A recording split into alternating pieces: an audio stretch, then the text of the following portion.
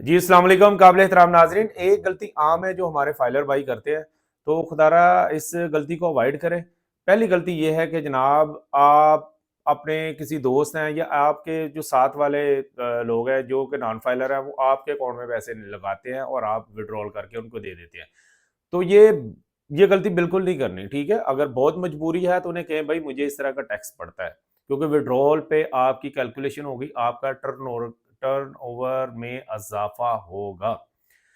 दूसरी गलती ये आम है कि आप अपने ही अकाउंट से पैसे दूसरे अकाउंट में शिफ्ट करते रहते हैं। मसलन आपका मिज़ान बैंक में अकाउंट है, वहाँ मिज़ान बैंक की जो अदर्स अकाउंट में ट्रांजैक्शन पे जो चार्जेज़ है वो कम है।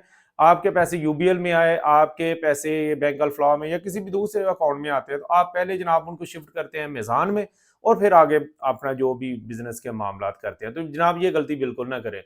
जिस अकाउंट में पैसे आए हैं आप उन्हीं को उसी से यूटिलाइज करें और विड्रॉल पे तो ना जाएं। ये आपको सारे आपने टैक्स कंसल्टेंट बताते होंगे, विड्रॉल कम से कम होना चाहिए, बिजनेस अकाउंट से बिल्कुल ना करें।